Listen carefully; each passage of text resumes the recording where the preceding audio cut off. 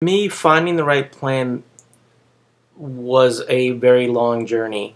I would diet up and diet down, typically using the standard calories in, calories out model, um, and wouldn't change my behaviors a great deal. But what would end up happening is when I would just try to eat less mashed potatoes, eventually I would go back to eating the same thing. And so the first thing I tried that kind of worked was the slow carb program outlined by Tim Ferriss. It's now Tim Ferriss's book, The 4 Hour Body. And as I remember the diet, it was, I remember eating a lot of beans, which is a carb, but it has a beneficial effect for the body as it relates to Tim's diet, lots of meat and lots of vegetables, but mostly the thing that people like a lot about that diet is the cheat day, and that day is without restriction. And the thing that I remember most about doing that without restriction was that I felt uncomfortable that day because I would literally just go crazy, and the excess water that I would gain from the huge amount of carbs and fats and stuff like this that I was taking in on that day, they would leave relatively quickly. I was able to continue to push my fat loss goals downward. At that point, though, I wasn't really checking my body fat, so it's really difficult to say what the specifics were. But I was seeing improvement.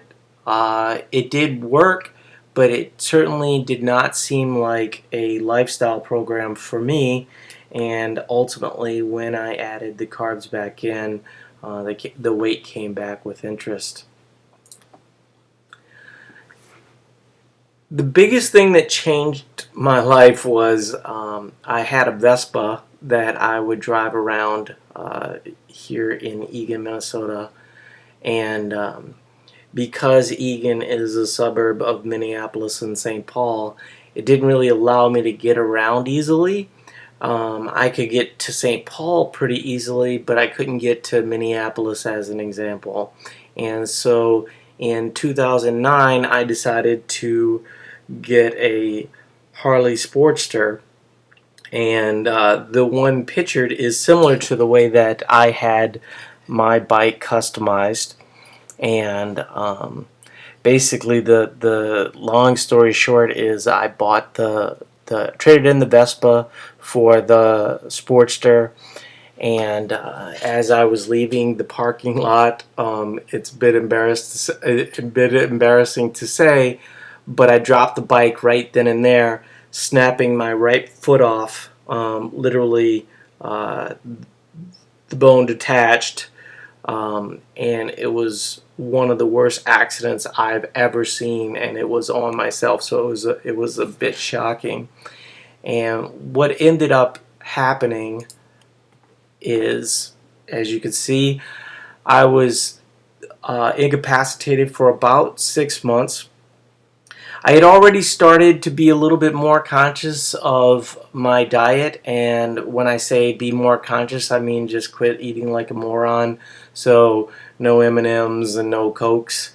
And I decided that the approach would be, I'm not going to use this opportunity to feel sorry for myself.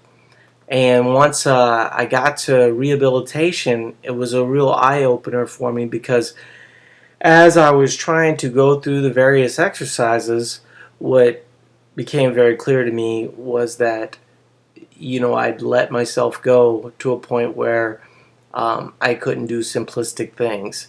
And so getting up and down the stairs was quite difficult. In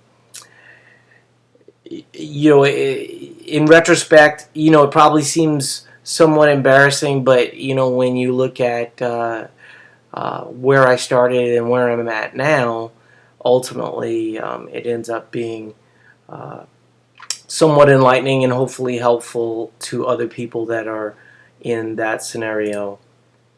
When I first started off, my plan was to eat basically the same and up my activity level. And so I did a lot of treadmill work, a lot of elliptical work, and I did have a trainer that came to my house and worked with my wife and I for a few months there, and that was fine. We did mostly interval training, but it wasn't challenging in the way that I needed for myself, because even that type of training was not going to burn enough calories that allowed me to basically eat in an unrestricted way, irrespective of carbohydrates, fats, or proteins. What I ultimately wanted to do was just live the way that I'd normally lived and up my activity, and I eventually found that that was going to need to be tweaked. And so after getting from 213 to about 183, what ended up happening was I still looked the same. I didn't look any different at all. And so I Googled how to lose a double chin, and I became very interested in body fat percentage and bod pod testing. And so in December 2010, I felt like I was ready to go ahead and have my body fat tested, and it was 31.4%. Previous to that, I suspect that I was around 40% at my top.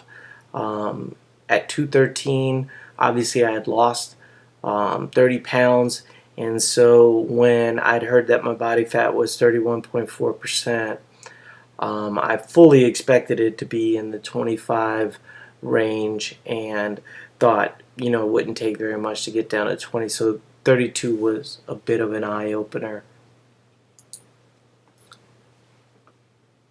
Once I started to work out twice a day, a lot of things started happening quickly, and then the trial and error just kind of took over. While I had already tried dieting and it did not work, the good majority of the pounds that I had lost were not from the added activity necessarily. It was from being a little bit smarter as it related to my sugar intake and ultimately my calories. After a short while of just doing kind of a longer jogging type of work, I became pretty interested in high intensity interval training and started to really build up some resistance in that respect. I did gain 7 pounds of muscle in 75 days. The interesting thing about that statistic is that it's very possible that I had lost a bunch of muscle mass up to that point, and so my body was simply responding to the muscle memory as it kind of remembered the fat that I had to have on my body to support my 213-pound weight. I was eating better, but not great, and so around March I started to hit some plateaus, and I was sick a lot, and I was injured quite a bit because my body was sort of adjusting to this new way of living, and I was seeing results, and within a short period of time I was down to 23%, and so you can see real results very quickly if you go about things in a concerted manner. But I would say that what I was doing at that time, while it worked, and lots of things work, it was not the most optimal approach for me. Once I got stuck at 185, it became pretty obvious that I was going to have to start looking at various ways of dieting and reducing my intake. And some of the first approaches that I looked at was the leptin diet by Byron Richards, which, as I recall, that was basically 3 square meals a day with no snacking.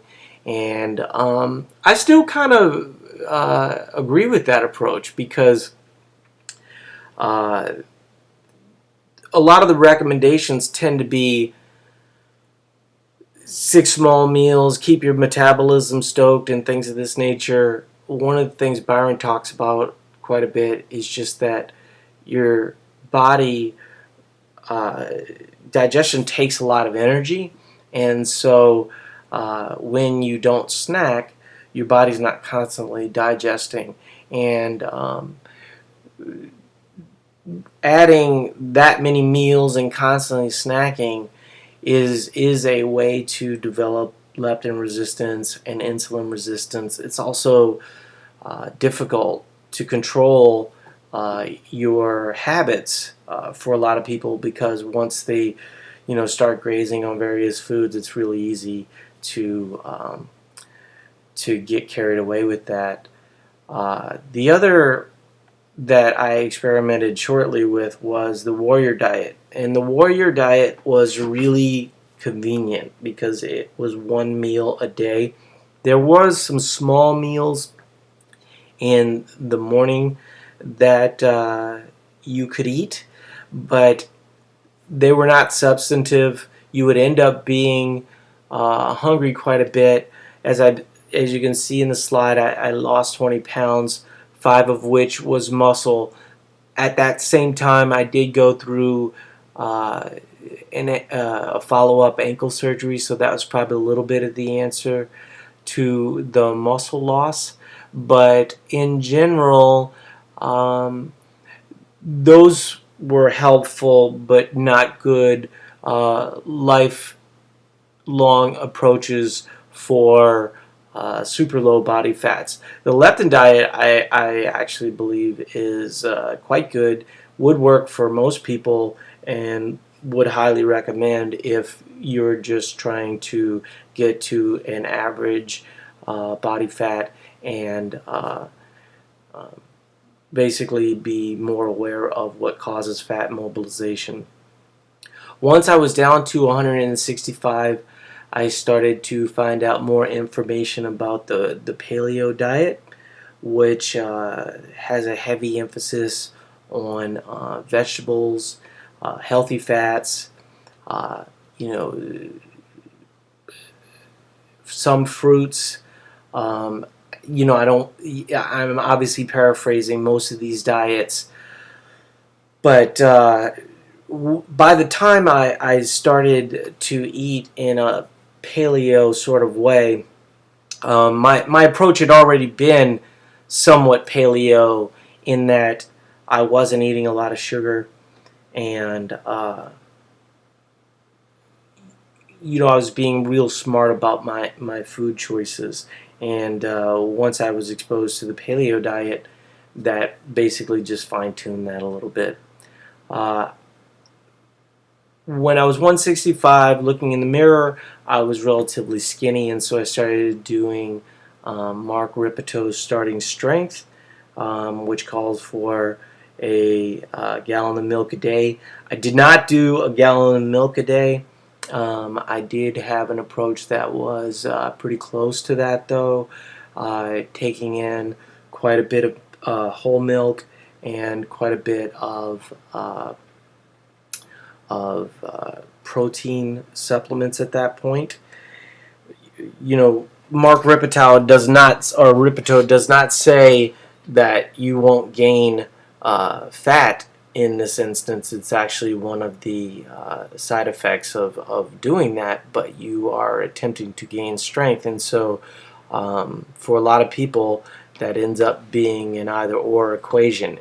I talk a little bit more why it doesn't need to be a little bit later, but